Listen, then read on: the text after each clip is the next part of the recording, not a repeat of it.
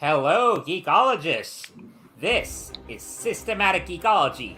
We are the priests to the geeks, and we are here with another What's News episode where we discuss all the latest things in the geek universe.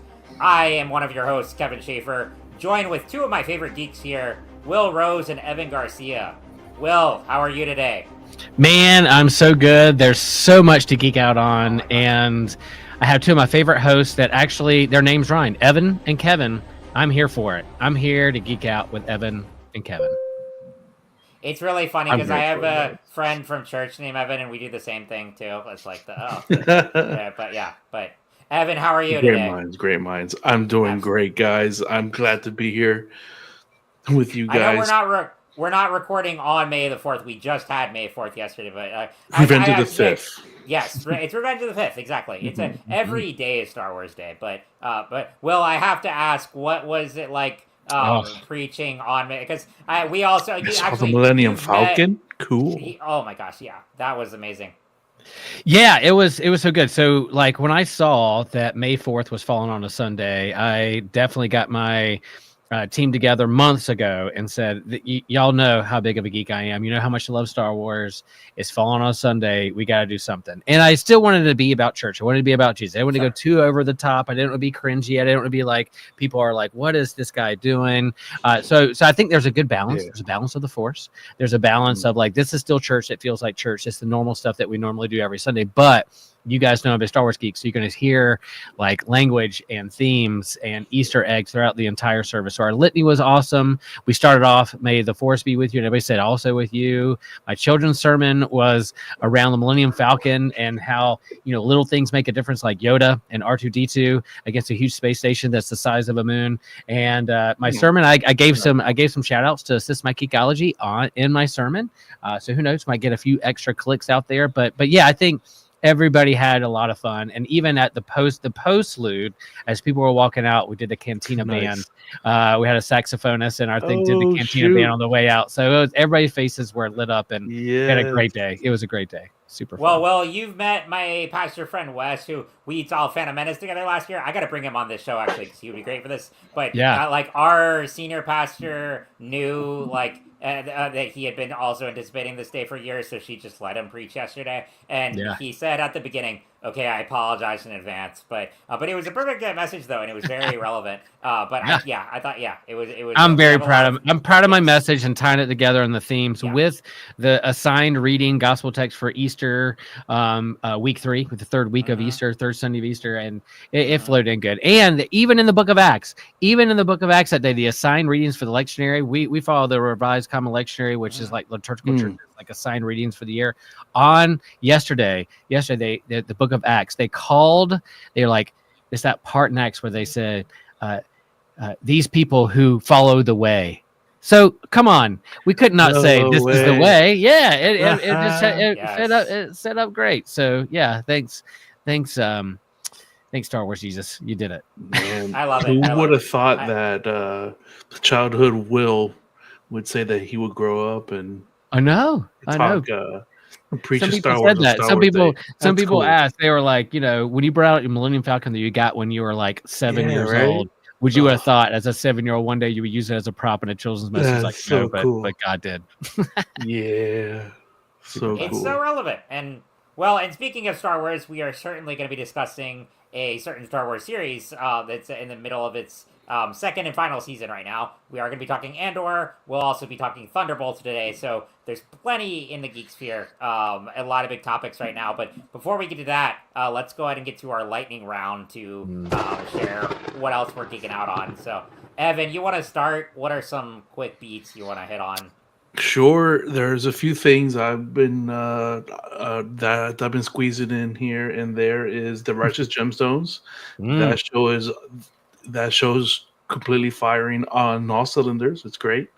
The Tales of the Underworld that came out yesterday for watch that through, and I've had a podcast that doesn't drop too many episodes, but when they do, they're like so thick and like heavy, and I've been milking it for like a week now. So yeah. Nice. What's the name of that podcast? The Ravel podcast. Okay. They are friends of Trip Fuller and stuff like that too. Nice. The Oh, right Rebels. on. Very Nice. Yeah, I might get on Pentecost Sunday. Evan, I might get Trip to preach at Holy Trinity because he's down the road from me. So Hey, I might do that. Yeah, I think all three of us share a love of Righteous Gemstones, and we've shared with the group out before that it's not for everybody. It's crude humor. It's if you don't like crude sexual humor with lots of f-bombs, then you're probably going to clutch your pearls, and it's not for you. But in terms of what they talk about religion and family and relationships, dude, it's so funny. And I did not get a chance to watch the finale last night, so we're watching it. here. Up to it. Yeah. Here. I can't wait. Kevin. I also don't want it to end too. But Yes. yeah. That clip that you sent me, that little meme that you sent me, I mistakenly. I was not aware of my surroundings when I played it on my phone, and my son goes, "What?" I should have put that as a caveat. Make sure your like, kids aren't oops. in the room here. It was a Baby Billy line. It wasn't like the most offensive kind of thing, but I was just laughing hysterically at the context that it put it in. more And breadsticks. I said Evan and I have been exchanging memes on that, but I have to be careful about that too. When friends send me stuff with if it's reels, making sure my niece and nephews are not nearby. Yeah. I'm usually pretty good at it, but today I failed. I was like, oh no. Love it. I apologize in advance. I hope he won't it's all be remembering good. and repeating that one. But yeah, but that's pretty great though. But yeah, but amazing show. I know I don't want it to end, and I kind of want spin-offs for Baby Billy and also Young Gemstones was pitched as fans too. Yes. That would be so man. good too. Yeah. Jesse's version, he's so gosh. good. He It's captures like him they could perfectly. not have cast that better. Yeah. As a young Danny McBride. Yeah. Yeah. Great. But Will, I know you have a bunch that you can out. I'm gonna rattle them off. Here we go. All right. Here we go. All right. So free comic book day is always the first Saturday in May. Super fun. Grabbed a lot of stuff. Star Wars Day was fun, and the new content and Star Wars animation put some stuff out there. Tales of the Underworld, and man, that animation is so beautiful. Like every time I'm like, I want some every time I start feeling like I want some old school 2D or anime styled Star Wars cartoon, whenever they put that back up there, I'm like, this is gorgeous animation, pretty. And it's so good. So loving that. I just saw Sinners last night, and that movie was absolutely incredible. I heard you guys talk about it on another What's New. I love the way that you non-spoilered but still talked about it. You're the way that you didn't spoil it, but yet you lure people to go see it and talk about some of the themes. Good. My daughter saw it and said, well, I want to see it again. Come on. And that needs to be a whole episode on its own, spoiler filled, because I think when it talks about religion, when it talks about magic, mysticism, spirituality, along with like systemic racism, but also like music and transcendence, as we were talking about earlier before that, it's just absolutely incredible with fun horror tropes and vampire tropes. Like it's all there, and there's a particular scene in there that I can't stop thinking about. It's so good. And then we've been watching The Last of Us as well. We're caught up. We saw the episode last night, and I think it's really well done. I don't know if it's going to have a third season or if it's going to come after the two. See, there's 3 episodes left as in terms of recording and time of recording this, but I've had a lot of fun with this. I think the relationships and also with the zombie clicker horror element have been on point. And I here you go. I left Sinners last night, went home to watch Last of Us, and I was like, Last of Us is probably going to be not as good because I just saw an incredible movie. So it's probably going to be like, but no, after watching last night's episode, it's like, this is just as good drama and horror as the movie I just watched. So high grade for me. High grade. Are you caught up, Kevin? I am. So Last of Us, I definitely want to do an episode on because I did not play the game. I've been watching the show from the beginning and have loved it consistently. And I think it's just a great blend of horror, drama. Every episode knows how to pack a punch emotionally and not in a forced way. The acting is brilliant. The writing is great. And even with that big shocker at the beginning of this season, or 2 episodes in, I don't think the show has lost its footing at all. It's done a great job transitioning to a different era and a different setting now, and also, I mean, Jeffrey Wright was in this week's episode, and I mean, Cool. that's just like a gift to. I mean, I think he's one of the best actors living, and I agree. so it was incredible. But no, it's a fantastic show. That's definitely one of the big things I'm geeking out on. And that whole kind of post-apocalyptic, I know it's lightning around, but in terms of post-apocalyptic genre, I'm a fan of that. But the questions that lift up of like, what would you do in that situation, or how you would survive, who you would align with, what is your priorities? They're starting to lift up, like there's some religion that's starting to come up in this as well. So you think of like something that disastrous. Religion still survives. People are still longing for meaning and hope, and I think it's done really well while still focusing on the main characters in a good job. So yeah, absolutely. Did they make a third season of the video game? I was talking with a big gamer friend about this, and they say they have not made a third, and even the second one, originally the game was conceived as a one game premise, and the creator Neil Druckmann, who's also a co-creator and producer on the show, said that he was only going to make a second game if he had a good story in mind, and so it went by years without. And they've talked about, but there has not been any concrete plans or release dates or anything like that for a third game, which I don't know how that impacts the show either, and I do think it's a matter of like, and I think the creators have this mindset of quality over quantity, so I think they're only going to make more if they feel compelled to, so I don't know what the status of that is, but yeah, there's only 2 games. Gotcha. Cool. All right, Kevin, what have you been geeking out on?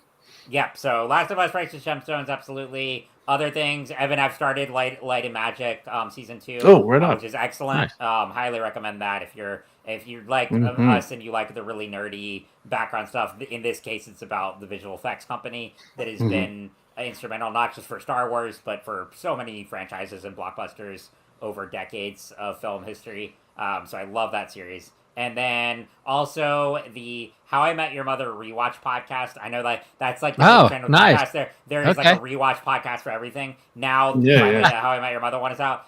It's hosted by Josh Radnor, who played Ted, and then Craig Thomas, the co-creator. And it's called How We Made Your Mother. But it's like, which was a fun. I mean, I laughed when they came up with that title. I was like, that's pretty good. What the heck? But yeah, I mean, it's one of the, like, there are a lot of rewatch podcasts out there, and I can't keep up with all of them, but because I jumped on this one at the beginning, it's now become, like, I listen to that every Monday, and it's a nice way to start the week. So wonder if Joshua knows about that one. He's a big How I Met Your Mother I was about to fan. say, No wonder. if he has it, he would really love it. Yeah. Oh, boy. So yeah. Cool. But yeah. Awesome. Well, I know I've met plenty more I'm geeking out on, but I know we got to get to our main topics here. So let us start with that. That is a bit. I love that sound. When they did that in Mandalorian, I was like, oh, brilliant! Come on, they did it. They did it. Yeah, so we're going to talk about. Oh yeah, I forgot about that. Yeah, So yeah, y'all, we're going to talk about Andor season 2 so far, and there will be spoilers. We wanted to say that, like, we try to, make sure that we don't spoil your fun. So whether it's Andor or Thunderbolts, there will be spoilers. Pause, go watch, catch up, and then come back later. But yeah, we're going to talk about some of the themes and what we're liking about this. A bunch of Star Wars geeks talking about Andor season 2. Yeah, run with it, Kevin. What do you want to talk about? Here we go. So yeah, I mean, I followed the show from the beginning. I mean, I think it is like, I mean, everyone has said this in terms of how mature it is, the series, how different it is from the escapist and fantasy aspects of Star Wars that we're so familiar with. This is a very grounded and gritty political spy thriller. And so season 1, I did a rewatch of before starting this one. Me too.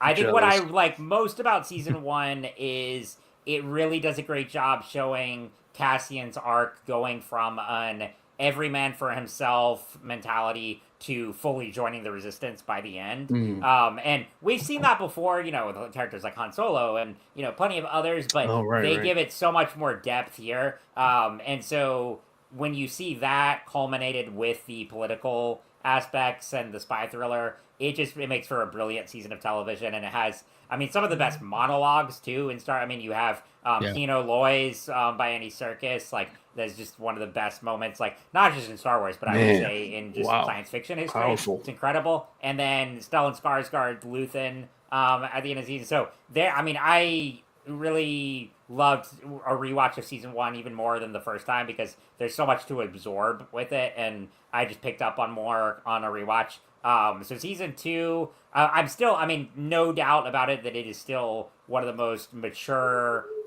just, you know, I don't like really the word elevated. I feel like that's kind of like cliche and like, but I mean, it's so different from what you're used to with Star Wars. It is, you know, not afraid to tackle bold subjects and to really look at the impact of fascism and not making the Empire cartoonish characters, but real horrific villains. And to see also what people in this galaxy and in this universe are doing day to day and what middle class looks like and what, you know, ultimate repast looks like. So my initial thoughts on season 2 so far, the only reason I'm not as engaged as season 1 is, again, that arc with Cassian was so fascinating, and I feel like he is not. I mean, Diego Luna is great, and I still love the character. I just don't feel like he has as much to do, at least so far in these first 6 episodes. The focus has been more on some of the bigger plot elements and on a lot of the supporting actors. So, for instance, the wedding arc in the first few episodes involving Mon Mothma's daughter, which also, I mean, I think the best thing about that is honestly the production design and the costumes are incredible. So all the attention to detail in the show is just, a masterclass in storytelling. But yeah, I would just say for me, it's still, some brilliant writing and brilliant storytelling. I just was a little more engaged in season 1, at least at this point. I do think it's going to get the second half could be all the more bombastic because it's leading up directly to Rogue One. And I think we're going to see really the fallouts of the Gorman massacre and how that impacts the formation of the rebellion. But yeah, it is a little slower pacing, but it's also all the elements of season 1 that made it great are still present in terms of the political intrigue, the characters. Those are some initial thoughts. Do you think? Sorry, Kev. Do you think that some of that is not engaging? Do you think that part of the reason is the way they're rolling it out? Because season 2, they have 4 Tuesdays where they have 3 episodes Tuesday. So and each 3 episode arcs are a whole year leading up to Rogue One. So I was like, oh, cool. I'm gonna love this aspect of watching a Star Wars movie a night, a whole year that leads up to it. But those arcs aren't moving as fast paced or along as I would hope. So I'm like, oh, so it's a late night on Tuesday trying to watch all of them so that I don't have any spoilers on Wednesday. So it's a big, tall task to do that. But then I want it to move forward a little bit. But do you think this is kind of how they're rolling it out? They're trying. So I agree with that too, because it's not like they're 20-minute episodes. Like these are like full hour long, and if you're dropping like 3 hours at a time, that's a lot to absorb. And I kind of would prefer an episode at a time to really dissect it. I get that because and you bring up the point too about there's a lot of time this season covers, even more so than the first. I know there's a lot of time that those 12 episodes in season 1 covers, but this one, like you said, it's a year at a time, which I thought was really fascinating. But it is a lot, and I think if it were, I still don't think it's paced like a movie. Like it's more right. The episodic, slower right. And so I think if it were an episode at a time, I would have preferred that absolutely. Yeah. How about you, Evan? No, I'm digging it. I like having 3 episodes a week, but it's just so hard to consume. It's almost 2 hours, so it's like the first week we because me and my wife were watching. We could not get through the first episode because we were so tired. We would keep falling asleep on each other. So it was just like, oh man, I gotta finish it before next week because of the spoilers. But no, but I'm really digging the adultness of it, Yeah. the fresh take of this part of the galaxy, and what it feels like to be under fascism, and what does the fascism mean, and to just the normal people, and to the people that are trying to fight it too. Yeah. But that first, I like the first group, the first group of episodes. Wow, like Mm-hmm. I was left speechless. I was like, holy cow, because they had such a range with. We are doing spoilers, right? Yep. Yeah, yeah, Yep. yeah. Okay, Mhm. yeah. So they had, I think, the funniest moment in all of Star Wars I know where you're going.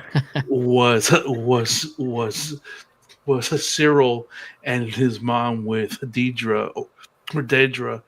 Oh my goodness! And the fact that he couldn't take it, and he goes and lays on the bed, like I can't believe. Oh my gosh! Oh, the I memes the next really, day. See, that's why you got to finish it. yes, You never know. A Yes. meme's going to yes. come across, and I you're saw like, that meme. I'm like, oh man, I wish I didn't see this. Lord of memes. You know that Uh, Evan, the Lord of memes, is going to put something yeah, out there on it. But yeah, yeah. I'm with you. That was amazing. Like for me, I was telling people, I was like, yeah, we did have kind of a little bit of a little bit of a whiplash because you had Skeleton Crew, which was like so kid oriented, a little bit more swashbuckling and in space and lots of action and going from planet to planet and hopping all over the place. And then you go to Andor, and it's the small things, it's the small details. They hang on scenes longer, they hang on conversations longer. And I was telling somebody, like, describing it, that these are the small relationships and the small choices and the small conversations that lead to the big things. So these are the little tiny details. Your small choices that you make today are going to make a difference in your relationships and in your vocations and your jobs and what you do for the long run. So here in the Star Wars, you have the big star battles, you have the movies that have the million ships flying each other and lasers going everywhere. And look, my avatar is Luke Skywalker with a lightsaber. I love space wizards so much. I want the mysticism, I want lightsaber duels, I want all that in my Star Wars. But this show is dissecting the small decisions that are made that eventually lead to the big things and how important they are. By small, I don't mean unimportant. I mean like they're the small details that eventually lead to the big stuff. So that, I think that's what this show does and does well. And so some of the fan base is having a hard time with some of the adult themes, whether they use the R word, the rape word, or they have same-sex kiss or kind of things. But the relationships, so that the tension that builds to that, I think makes a difference, because you then understand why they're a part of this rebellion, why the big war happens in the first place. And so, yeah, you have these microaggressions in your daily lives or in the political nature of local government. You're eventually going to have a breaking point, and that's what's going on in this episode or this show that I love.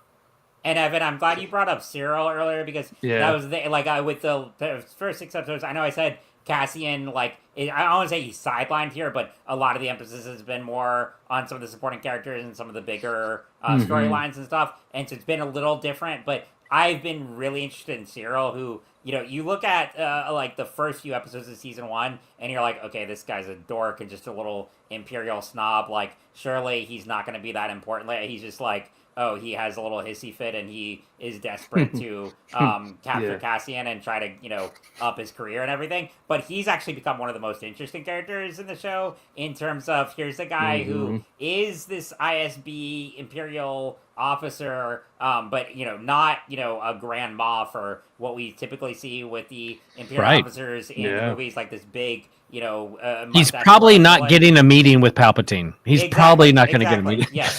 And but here's a guy who he is just obsessed with trying to make something of himself, and his mom doesn't even think that much of him, and it's like criticized him for his life choices. And so I think it's very possible, and it's setting it up to where he may, leave the Empire, and he might, Ah, join the Resistance by the end, which would be really interesting if they did. I can't guarantee that, but I have been good prediction. really invested in his arc, and that's a character who, when he was introduced, like I said, I thought would just be more memeable and would be really forgettable. I really like what that's the great thing about the writing of the show is how they make you care about and be invested in characters that don't seem important at first, and you can do that with both the heroes and the villains.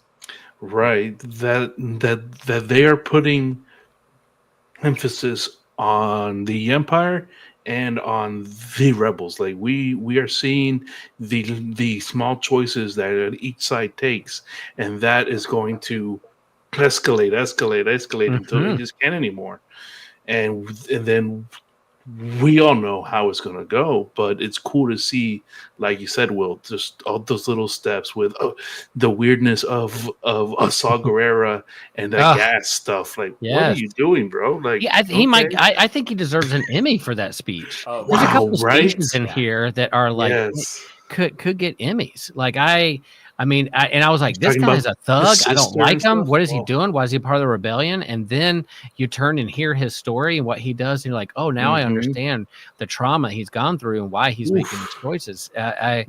It's analogous to our world and what's Man. going on, and I love it. What would you say is like your kind of favorite? I do love the opening scene of them stealing that TIE fighter is so cool, And he couldn't fly it. and the learning curve about it. That was But it. then See, that's something they haven't shown in Star Wars before. It's like yeah, everyone is like It an was the amazing wrong pilot, ship. and like I love that they showed someone who is all we've already seen do amazing things. We know he's a fighter and a spy and all this stuff, but he cannot fly to save his life. And I love that they were able to show that.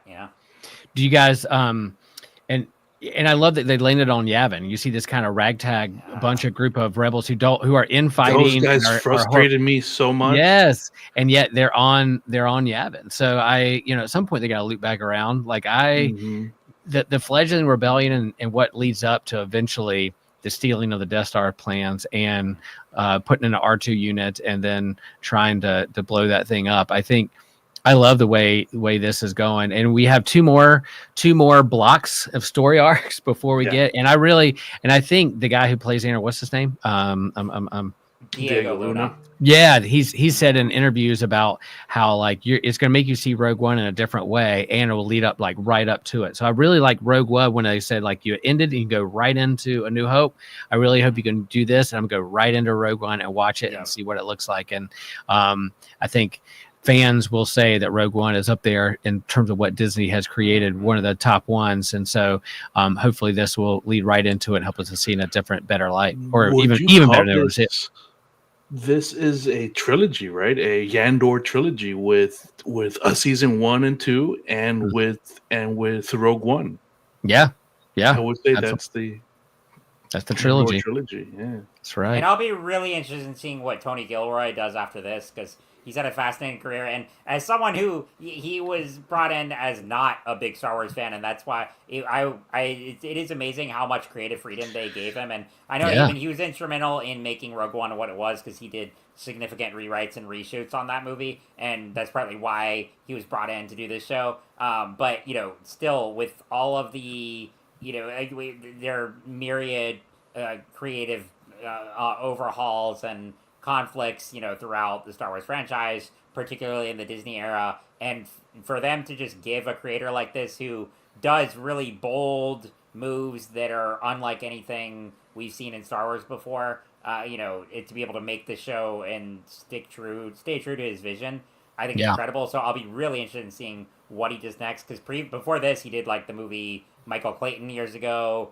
He did some of the Bourne films.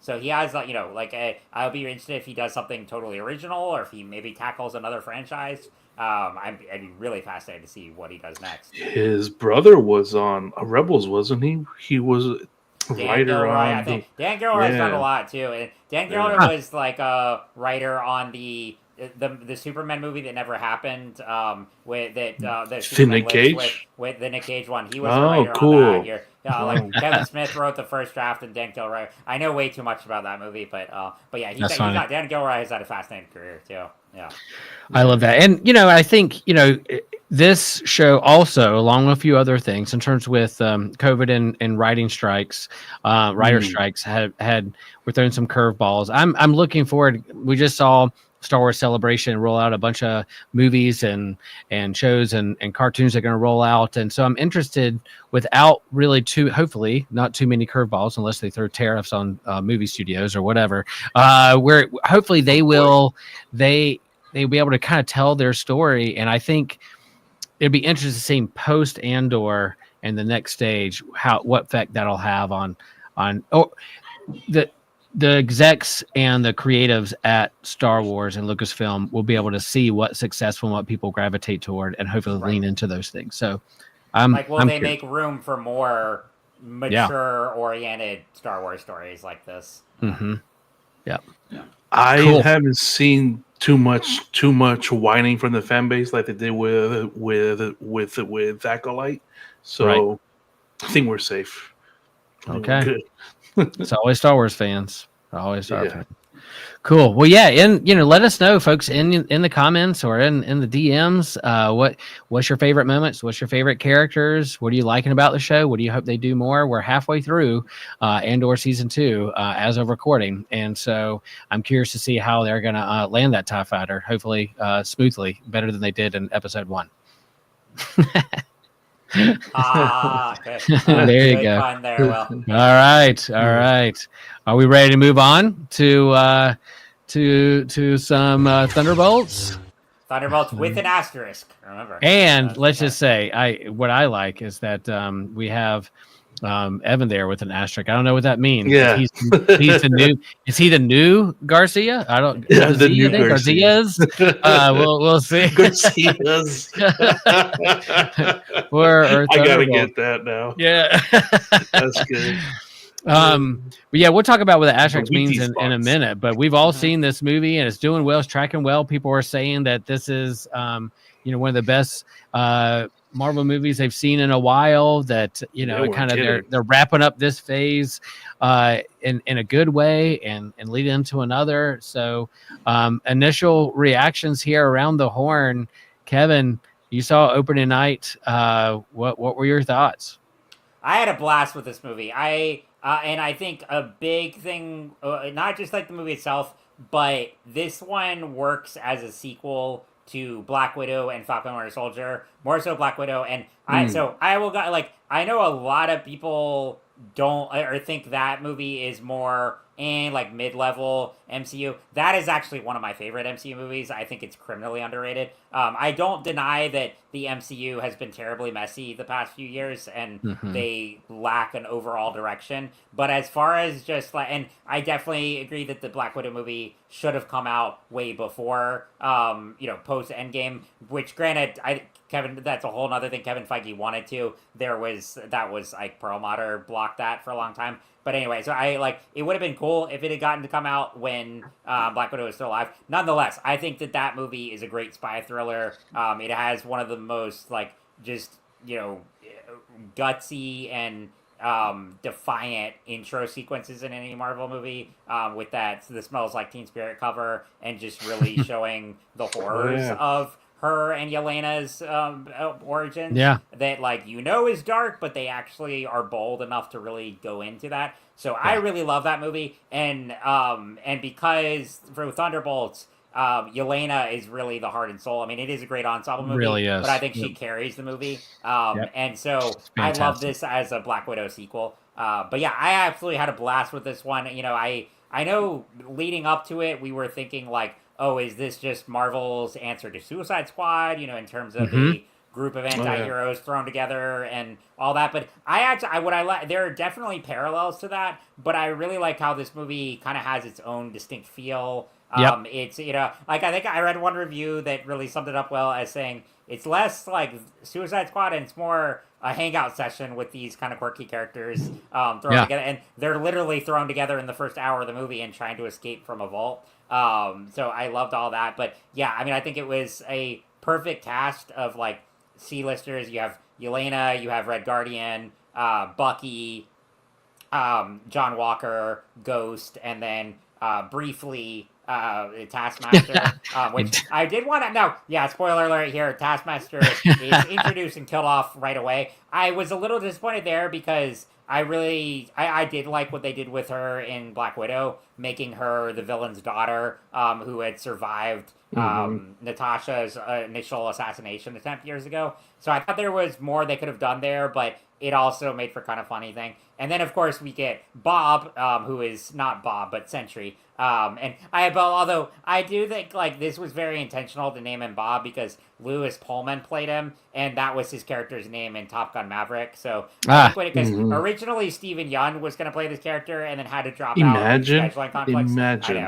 I know. Yeah. And can you imagine the Invincible memes that would have been relentless? I was gonna say, yeah. Yes. So like, I love Steven Yeun, but I'm kind of glad this way. And I thought Lewis Pullman was great here, but that there just would have been impossible to avoid the amount of memes and comparisons there. So I really like Lewis Pullman here. But yeah, I mean, I love this ragtag group of characters. I love the action. Having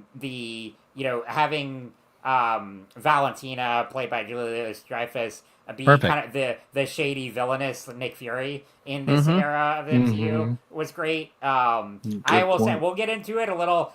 I'm not crazy about the post-credit scene, and I'll expand on that more in a little bit. Okay. But as far as this movie as a standalone, it worked great, and I love this cast. It did a really nice job of action tropes, feel good, funny but not overdone humor. And it also, the third act here, doing the whole thing with, like, Into the Void of the Century, I thought was really interesting. I mean, I did not really know anything about the Century from the comics, so I kind of went in fresh there. And I really like how it did a different kind of third act instead of just a big, shoot 'em up, bang 'em up fight sequence, which I do love a good fight sequence. But I liked how this one was more psychological. And I'm not going to say it's, like, incredibly deep or anything, or, like, A24 level, but it's still... it was an MCU movie that worked and it examined mental health, so I like that. Yeah, my daughter, I took my daughter and wife, I dragged them to these movies, and sometimes I really like it. They were really tired after a long Thursday and long week, and Hannah was like, I'm probably going to fall asleep during this movie. I was like, you better not. She's like, I probably am. And but she didn't. She held in there.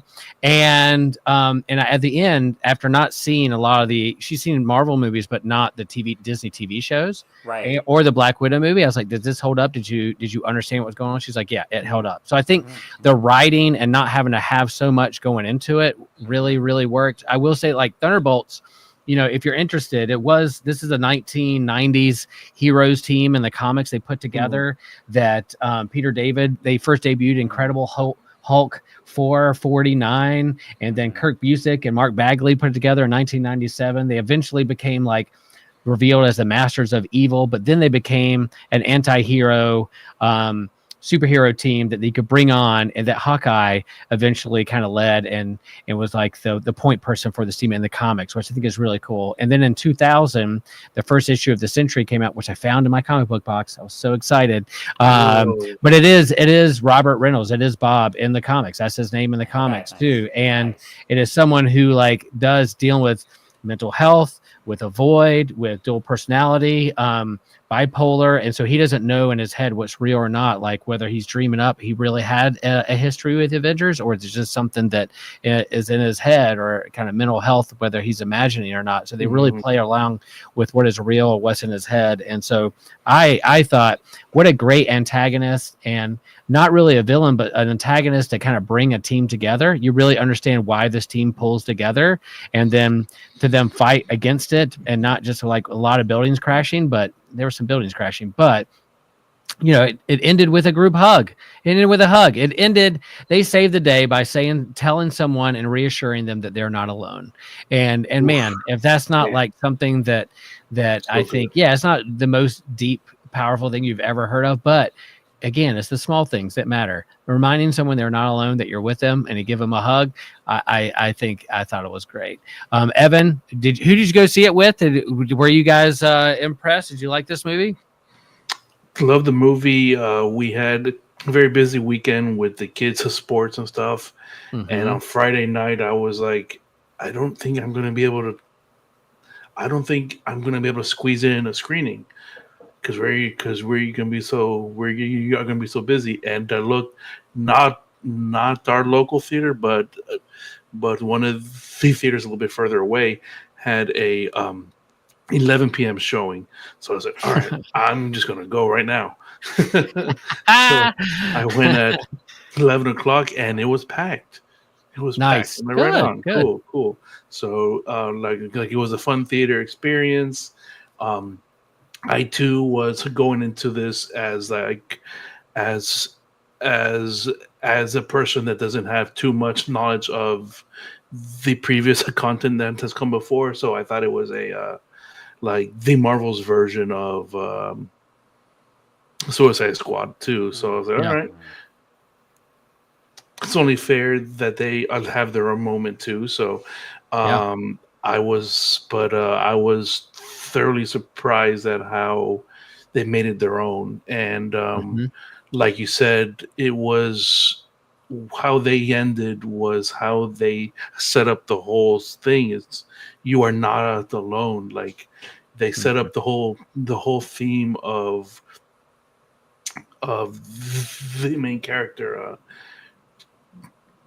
feeling depression and feeling that despair of emptiness, and how do you fill that? How do you fill the void, and how do you tackle that? And to tackle those themes in a Marvel film, I was like, as a person that struggles with this stuff, like with a bipolar, and I've had episodes of psychosis, and I related to a moment in the post-credit sequence where they wanted Bob to use his powers, but he's like, I can't. That's that other guy. Yeah, because I had the moment, and I was like, that wasn't me. That was my brain breaking. It's like, I hope you don't listen to that. It's like, yeah. So I felt this on a level that I didn't think I was going to, and it made me, Kevin. It made me interact with my friend that has recently gotten paralyzed that we spoke about, and he was very emotional about the tweet that I sent him and stuff like that, because he used to he was starting to think of his previous life as like something so distant before his operation, but now he's starting to realize why he might have been paralyzed and see the value in the stories that he is living now, and the experiences that we've had together. So this brought me together with him, so that was pretty cool. Hopefully enough to put him on the show one day. So I love that. Oh my god, because he's a cool guy. That's good. That's good geekology. That's good geekology, man. Yeah. And that's what I think I gravitate to most about ones like the Suicide Squad, Guardians of the Galaxy, is putting together these group of underdogs with like all these traumas, and like a lot of times they try to initially suppress their traumas with humor or with just kind of like a, I'm so shove it down, right, shove it down, and then they end up kind of like coming together, and I don't get tired of that. I think that, and it handles it really well here too. So yeah. I agree, and I think we had the snap, we had people turn into ashes, and we're like, are they going to come back? The gasp moments with that, and I think I loved how they depicted the void and kind of voiding people out, and when he saved the little girl, and then all of a sudden she was voided out, my wife beside me just gasped. It was like, oh no, and I was like, it grabbed you, man. You're like, oh my gosh, this is happening, and so. Yeah, I think it goes to deeper conversations around like what we void out in our lives or try to suppress or push down, and then it's going to come up. So what is going to release those things? What's going to help those things?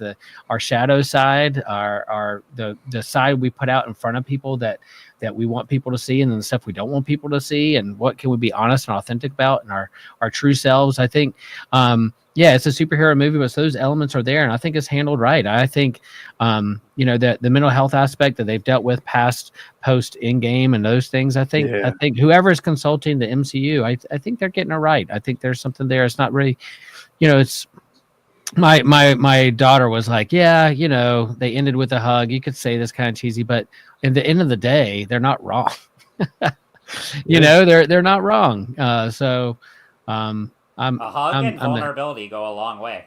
they I sure love do. the whole Kierkegaard too, because Yeah, the way they they do quote quoted Kierkegaard. him, Mm-hmm. and they emphasize that it is on us, that we can step beyond the void. We can go reach out to others, and sometimes we just have to be reminded of that. Yeah. And You guys have a favorite scene or character or moment in the movie that sticks out for you? It's kind of in the trailer, but I do, just from a visual standpoint, love that moment when the rest of the team is in the car on the highway, and Mm-hmm. Bucky stops it. Okay, comes in with a motorcycle and then stops him, and it's just a really Terminator well executed style. action. It's very Terminator style, and I liked what they did with Bucky here, how he's just kind of the Yeah. veteran. Mm-hmm. And I was he had a great line too That's right. when they're going into the void, and they're coming out, and they all have to go in through like the darkest aspects of their past here, and he says something like, nothing happened there. I have a great past. Oh man, that was a great line. That yes. was a good delivery. Like I really like how, I think Sebastian Stan really tuned into the kind of Kevin Costner, Eastwood kind of lens of the group here. As he's been in this for a while, and these are kind of some newcomers, or some have only been in the MCU for a minute there. I just really like the culmination there. So let me tell you my movie experience. There were moments in my theater where the sound went out for 30 seconds to a minute. Oh shoot! And we were like, what is going on? So we were running out, getting the manager going, fix the sound. And when Bucky shows up and on the motorcycle, and that whole highway chase was no sound. And I was like, what? Oh, wow. It's kill. I need to go back and see this movie. Now I could know what was going on, blah, blah, blah. Yeah, and then my Hannah and I my daughter, were like, we started to mystery science theater it. We were like, oh no, they're gonna get us. We're going. I was gonna say, yeah. And we were doing it out loud, and people around us were laughing. And my wife was like, "You guys stop!" I'm like, "No, I gotta make light of this." So we were mystery science theater the movie with no sound. But then it did it a couple of times, and then the movie froze, and they had to restart it.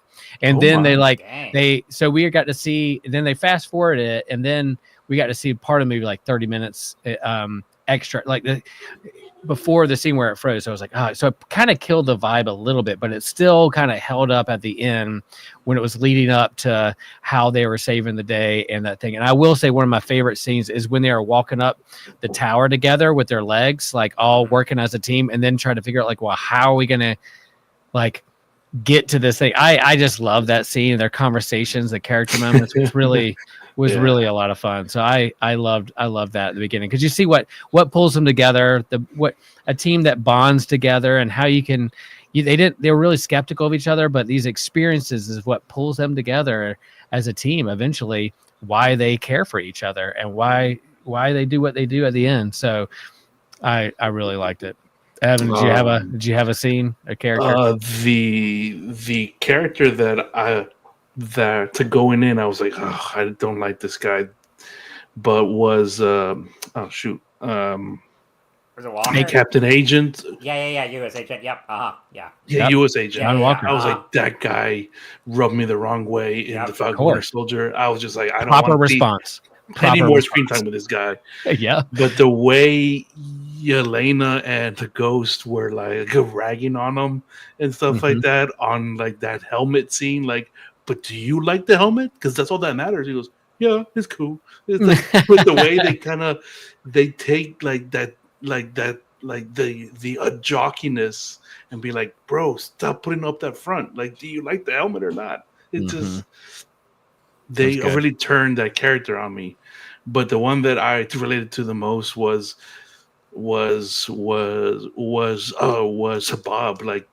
There were some points where I know I might get a little emotional, but I know waking up in the medical suit and being like, oh shit, what the fuck did I do?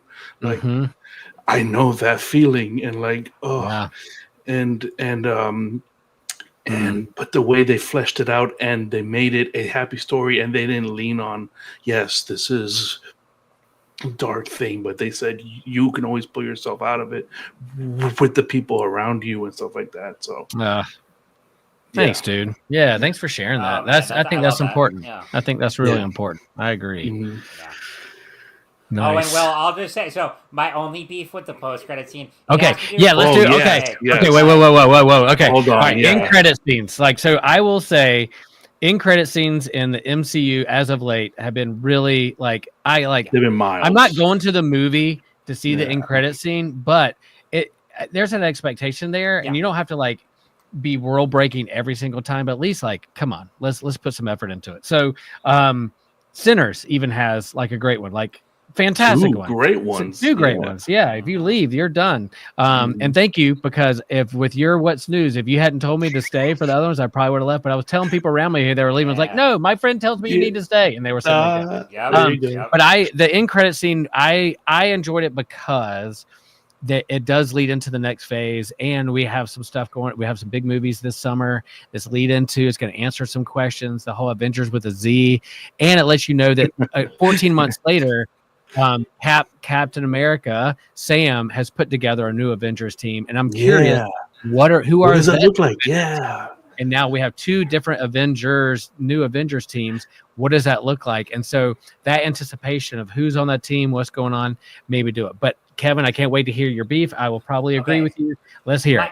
My only beef there is that, so Bucky gets off the phone with Sam and he's like, it didn't go well. He's, and I'm like, all right, come on. There are already so many. This movie is still a year away, but there are already so moving parts to it that makes me really worried. So because they set up Sam's Avengers team in the last Cap movie, but for me, like, would he really be bothered by the Thunderbolts are now an Avengers team too, and you have to, and yes, they're government sanctioned, but they only did that because they end up winning with Valentina. They have her under their control by the end, so they're not really they are technically government sanctioned, but they have the upper hand here, and knowing how much they emphasized. Like, I mean, yes, they're still frenemies in a way, and they have that kind of relationship, but they're also, like, Falcon and Winter Soldier and the last Cap movie solidified the brotherhood between Bucky and Sam, and how they trust each other, and how they're friends, and yeah, they'll still make jokes with each other and everything, but for Sam to go and file a lawsuit, like, come on. They're friends. They would talk enough. They would talk before they'd have a lawsuit. It out, and they would go to therapy about it. And Sam is just not that immature to where he would start a big beef here. And that's my thing, is there are already so many moving parts, and Doomsday isn't even out yet, and I don't really need a team and like two Avengers teams fighting just for plot purposes. When to me it doesn't make sense. Yeah, but we need Secret Wars, so we need I know a couple teams at least. Like, there's already they've got X-Men, you've got Fantastic Four, you've already got enough. I'm like, I don't need two Avengers teams fighting each other for not really an apparent reason. So that's my only beef with it. I mean, I love Fantastic Four, but that's my the way that they made them the new Avengers was brilliant. I didn't see that coming at all. That switch, and the classic trope of all the Marvel movies and their press conferences. It's like, wow, man, they did it again. And I was wondering, in terms of this Fantastic Four movie and the trailers and the timepiece that it is and where it falls in the MCU and those kinds of things. I think this end credit scene kind of, it's from a interdimensional ship that's coming from another reality, makes me go into this next Fantastic Four movie going, okay, they're their own separate universe. At some point, they're going to get over to the MCU 616 or whatever you want to call it. Galactus is going to swallow theirs. That's the thing. I need to come over here. Yeah. I don't see any other way of that movie ending. I think it's definitely gonna with Galactus ending. Yep. Yeah. Cool stuff. Cool stuff. Yeah, I think we all give it 2 thumbs up. We rank the movie, a solid 8 for me. I will definitely see this one again. Not only because I have sound issues and I want to see that one scene again with full right. sound, Yeah. but I will definitely want to see this again. Oh, and the Red Guardian, man, he was. David Come on, Harbour Oh, was awesome. David Yeah. Harbour was David Harbour all the way. Stole the show. Like, stole the show. There are so many moments times. with on the sidewalk, and she's like, "That is good. That is very good." Yes. Well, I like, was saying the same thing. I was like, "Dang, that was good. You That did was really good. You did good. Cool. And All the right, way y'all. that he looked at her when she was having her little breakdown was such a fatherly look. Like, I That's the know you're best. going through shit right now, but you're Yep. okay. You're okay. And Mhm. he was able to make her feel that way. And I was like, that was beautiful. Beautiful It moment. had good moments. I'm like, Good but I'm moments. watching a Marvel movie with a bunch of annoying Gen Z kids next to me. Like, what is happening? They were so rowdy. It was very annoying. People like- were screaming at them, like, shut up. Shut up. Because at that moment where Communal the girl gets zapped away, Uh-huh. they laughed and laughed and laughed. People were like, No, boo. Bro, you gotta go to Alamo. I They was would like, kick them what in out. the world? that's right. I know. We still got to deal with people. People are going to people. All right. So with all the things where there's lightning round, Andor, Thunderbolts, what are we recommending? Other things we've talked about today. What's the one thing they're like? All right, I got 3 hours tonight to do something. What are you going to recommend to them, Evan? What do you think? I'm gonna go with the Cat Bane portion of Ooh. Tales of the Underworld. That was haven't- a sleeper hit for me. That was Okay. that was some storytelling that I didn't see coming. I was like, good job, Dave Filoni. I was just like, whoa, that was Which I have cool. not watched yet. So now I'm Check it out, excited man. to go do that tonight. Check it Okay. out, man. Okay. Nice. Kevin, how about you? I've got a movie recommendation to continue on the Florence Pugh hype. And this is one I don't think many Okay. people. I mean, I'm there. Don't say it. people have Don't say seen, it. but probably not as many as people have seen as like Midsummer. It's a movie called Fighting with My Family. Yes. From, I think Thank you. 2019. Yes. It's an excellent movie. Shot in directed- Orlando too. Yeah, well, that's right. Yeah, Yeah. It's and actually, I think this actually works as a companion to Thunderbolts because it's also about this like kind of dysfunctional family. They're a wrestling family, and Nick Frost plays the dad, Nick right? Frost is the dad. Yes, and Lena I Haley forgot from about that movie. So Game good. of Thrones is the mom. Yes. It's an amazing movie, written and directed by Okay. Stephen So Merchant. Yes. I won't spoil too much, but just go watch that movie. That was I one of forgot her about that. Yes. earlier roles. It's That's a an good excellent one. movie all around. Yeah. I like how you went from White Widow to Florence Pugh to this movie recommendation. I see what you did there. I see what you That did was there. great. I'm going to recommend. I love Andor. I can't wait to see how they wrap this thing up and where they go along the journey. I'm there for the whole journey, and I love Thunderbolts. But I after seeing Sinners, man, I can't recommend that enough. So if you like rated R horror movies, but also drama and well written and good music and the blues, has all the elements. Man, it's a fantastic movie. Go see it. Go see it. We will definitely do an episode fully on that one at some point. Count me in. Cool. Let's go. All right, Kevin, land All right. this plane. Well, listeners, viewers, we want to thank you so much for tuning in. And if you're a Patreon subscriber, we love you. Continue to support us and smash that like button on YouTube. We promise we'll do something. It's spring now, so he can easily frock through a field of flowers. All you have to do, subscribe and like. And remember, we are all chosen people, a geekdom of priests. Yes, Peace. we are.